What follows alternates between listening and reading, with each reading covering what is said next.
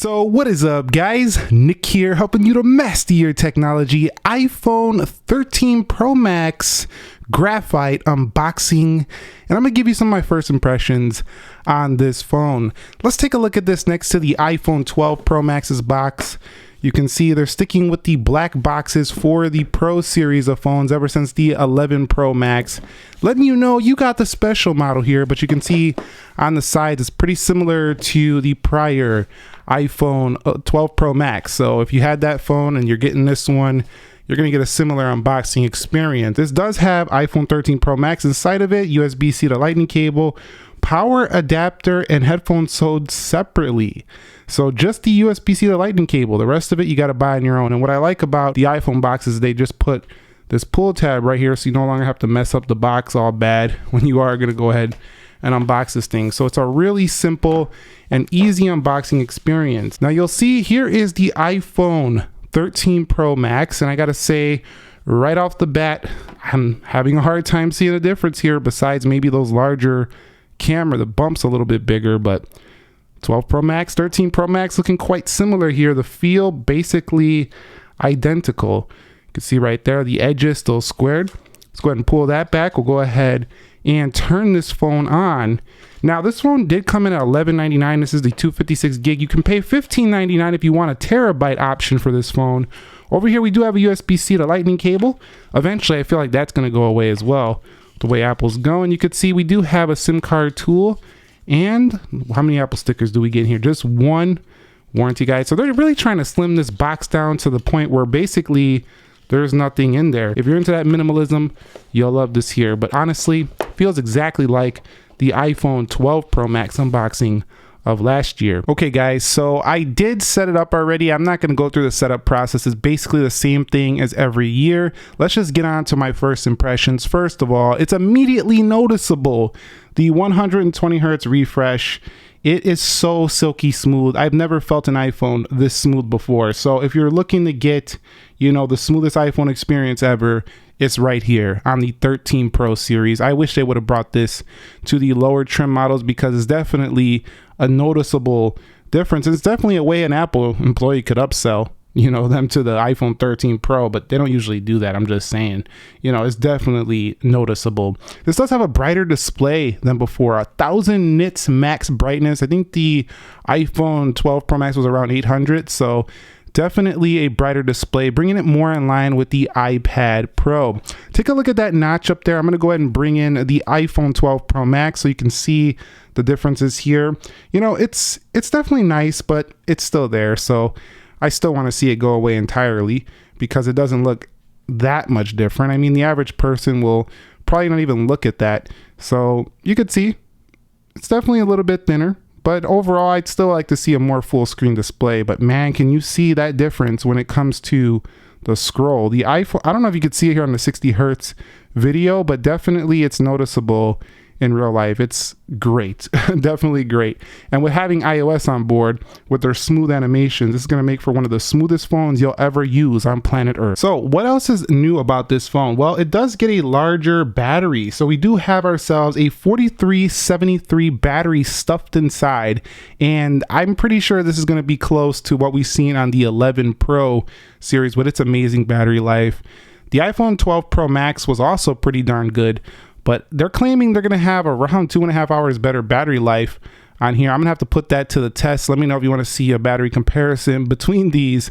But definitely you can see that they don't really look that much thicker or thinner than each other. I'll have to confirm that in my full comparison, but don't really feel much heavier, but it does have a bigger battery. So you're looking at longer battery life for this phone for sure in the iPhone 13 Pro Max. Now what's a little disappointing is they stuck with the 6 gigs of RAM. Now I know a lot of people say, well, iOS doesn't need a lot of RAM. Well, listen, you know, we're going to pay another $1,300, throw some 8 gigs in there. I mean, I like to see upgrades in every area. This sticks with the 6 gigs, just like the iPhone, you know, iPhone 12 Pro Max. So having the A15 Bionic at this point, I think we're seeing diminishing returns. I'm not sure I ever even use all the power I could use on the Apple A14 Bionic chip. Yes, when I was using iMovie and stuff like that, doing video, I did notice that I could definitely get it to, you know, get a little warm, but it never really choked in any way, shape, and form when it came to doing stuff like that. So I will say, if you are going to be doing some serious professional rendering and stuff like that,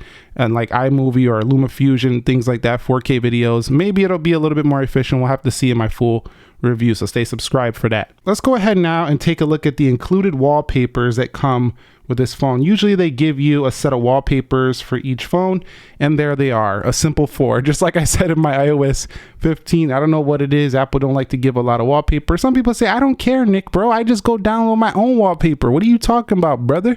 I care about those wallpapers, but I do, because I don't like to download separate apps, putting some storage on my phone. I like Apple to include some nice wallpapers. Take a look at a Google Pixel phone. They include a ton of beautiful wallpapers, but at least for these, you do get a nice one. And that's kind of like what I like about the graphite color and the silver color, is the wallpapers kind of match the color no matter which wallpaper you're using. They're kind of neutral colors. If you get like the red phone in the iPhone 13, or if you get the Sierra blue on here, you'll probably want to use the blue wallpaper because the blue phone. So definitely, I'm really digging this graphite color. It's not quite as dark as you might think. It's a little bit of a lighter gray, but it's still dark enough. Definitely reminds me quite a bit of space gray, but it's just a beautiful overall color. I think you'll enjoy it. So Apple does include a cinematic mode now in the camera. So you'll see right down in here, we'll go ahead down here, you'll see standard. You can do rich contrast, vibrant, as well as warm on here. And then over here, if we go back down and we go to video, you'll see next to video, there's a mode called cinematic, which is what they advertise. Basically, it'll give you a shallow depth of field of focus and transition automatically, basically allowing you to shoot a movie like it's no big deal. So let's see if we can get that to work here. Yeah, it even worked here with the phone. You'll see, look at the iPhone boxes in the rear. Take a look at this iPhone box. It just came right into focus like it was nothing. This is a game-changing feature, especially because of its ease of use. It's not that people didn't know how to do this before on their professional cameras, but Apple's putting themselves right in the direction of making you replace your camera and never needing it once again. And let's take a look at the cameras here. You can see that we have the standard wide. The ultra wide now has the ability to do a macro shot. So let's go ahead and get really close. You'll see it doesn't get blurry or anything like that. So you can just use that ultra wide camera, get your macro shot, and get up out of here. So you can see right there, very nice, very clean overall macro shot. But having it on the ultra wide means that it kind of distorts a little bit. Not distorts, but kind of gets stretched on the edges. So not sure everyone will like that. But over here, you can go 3x. The Galaxy Note 20 Ultra could do 5x. Just saying, I'm not trying to compare. I'm just saying Apple's a little bit behind there. But at least you're going 3x versus the 2.5x on the iPhone 12 Pro Max. And your max zoom is 15 times, which is crazy compared to the iPhone 7 Plus at 10x, as well as the phones that came after that. I think the iPhone 12 Pro Max could do like 12, 12.5. So this is the longest zooming iPhone ever as well. And let's go ahead and get this Rubik's Cube in here and take a look at the actual photo quality. This is not going to be my best sample because we are just taking it indoors, but you can see, let it clear up there. Definitely it's iPhone quality. I mean, do we need to talk about this? You know, really, you know, it's going to be good. This is iPhone quality. And if you compare it to Android phones, you know, they're definitely going to look different because iPhone has its own type of photo, you know, result, and Samsung and other Android competitors have their own type of photo results. So it's kind of distinguishable which one is iPhone, which one is Android these days. It really just comes down to software you want to use. Cameras are amazing on most of these iPhones. And so I think eventually the iPhone is going to be the only camera professional even needs. Apple's trying to achieve that goal, and they're getting really close every year. I can't wait to see the future of where iPhone cameras go. This is an amazing update, but I think they're going to get better and better every single year. Okay, so when it comes to the software, we are shipping with iOS 15, but it looks like there's a little update, security update right out of the box of your iPhone 13 Pro Max. So go ahead and do that update once you get the phone. But essentially, you know, we talked about this. Check out my official iOS 15 review. It's a big refinement update, not a major overhaul, but enough things that you'll notice. It's got the nice new focus modes and stuff like that. And if you just waited it out to get your 13, it'll feel like somewhat of a new phone. It's not majorly updated, but it definitely has some refinements. And having the newer phone, it'll feel a little bit more new. So we talked about some of the main things about this phone. Let me go ahead and give you some close-ups of the device. You'll see right here, we do have that stainless steel edge. Silent switch remains. We do have volume rockers there, SIM card tray. Again, these stainless steel phones will show fingerprints like no other. You'll see right there, we do have the holes down here very precisely cut out, lightning port right there. Now I did get a lot of scratching on my iPhone 12 Pro Max where that port was, so I hope this improves this year, but overall very similar. I mean, if you had a 12 Pro Max, you're gonna feel like this is the same phone, straight up. If you don't know the details, you're gonna notice it feels exactly the same. Power button on the same location. This is where it really changed. This camera bump over here is just a little bit bigger. It sticks out a little bit more. Maybe the lenses are slightly bigger. Let's take a look up close. Yeah, the lenses are a little bit bigger, but they're not, it's nothing major. Like it's gonna take a keen eye to even notice. If you've seen somebody holding this phone, you would think, is that the 12 Pro Max or is that the 13 Pro Max? You wouldn't really know unless you took a look at that notch, and even that is a keen detail. So overall, that's kind of how it looks. All right, so next to the 11 Pro Max, this is a big update right here, I would say. Not major, it's a major design overhaul, but I still think the 11 Pro Max is an amazing device, especially in that midnight green. I love that phone right there.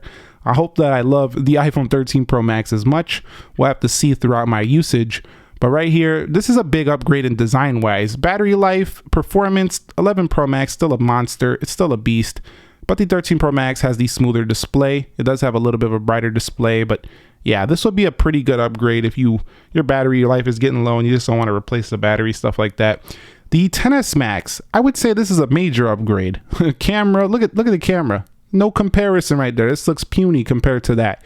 So if you have the XS Max and you're ready to do an update, Apple's got a great phone to update to today. You get a little bit bigger display, smaller notch, brighter display, way better cameras, longer battery life. XS Max wasn't amazing there. Definitely a big upgrade. But what about the iPhone 8 Plus? This was basically the prior Max phone. They just used to call it the Plus phone. You could see definitely a similar size, but those bezels are massive by comparison to the iPhone 13 Pro Max. So major update. Again, all these phones you're seeing compared, I will compare them fully, not just this little side-by-side visual comparison. I'm going to give them a full rundown between these. So if you have these phones, you're looking for an upgrade, you're not ready yet, stick around. I'm going to be covering them. You'll see that the iPhone 8 Plus was a lot thinner though than the iPhone 13 Pro Max, a little bit lighter as well, but it also had pretty good battery life. It's definitely time for an upgrade from that one. And I just want to take a look at a couple Android competitors. The Galaxy S21 Ultra, arguably a better phone to some people. We don't even have to do a comparison. Some are going to pick the S21 Ultra over this. And you'll see this is definitely competitive with the iPhone 13 Pro Max. I'd say the 13 Pro Max is more of the competitor than the 12 Pro Max to the S21 Ultra. So definitely both gorgeous phones. And there you go. It's still quite wide there on the iPhone 13 Pro Max, but some people like a wide phone. And finally, I'm going to showcase the OnePlus 9 Pro. I'm still waiting for the Pixel 6 Pro. We'll compare that when it comes around. The 9 Pro is underrated. It doesn't get a lot of attention, but it's a very fast phone, very silky smooth. It's kind of similar to what this iPhone already offered with the display quality in terms of the, smoothness, but doesn't have iOS. So a lot of people just don't even pay it any mind, but this is definitely up there with the 13 Pro Max and overall build quality, overall specs, things like that. So definitely quite nice. The iPhone 13 Pro Max remains competitive, especially against some of its latest competitors now that it has the 120 Hertz. So my final first impressions are, if you love the iPhone 12 Pro Max, you want an upgrade, it's a decent upgrade. I don't think it's a big one, but it's a decent one. If you have the 11 Pro Max, XS Max, this definitely feels like a nice update. But overall, I'm feeling like Apple didn't do a major, they kind of played it safe this year, but they upgraded enough to make it a worthy, phone of interest for a lot of people still. Let me know your thoughts on the 13 Pro Max, what you want to see, because I will be putting this head to head. You're going to be seeing a lot of iPhone content around here, head to head with a lot of competitors, as well as older iPhones. We're going to break it down. You're going to get the full rundown here. So subscribe for that. Thumbs up if you enjoyed it. Let me know your thoughts. Did you get yours today? Are you getting yours today? You're waiting for your package? Let me know down below. Nick here. Be sure to be well. Thank you very much for watching, all your support. I'll catch you all in the next one. Peace.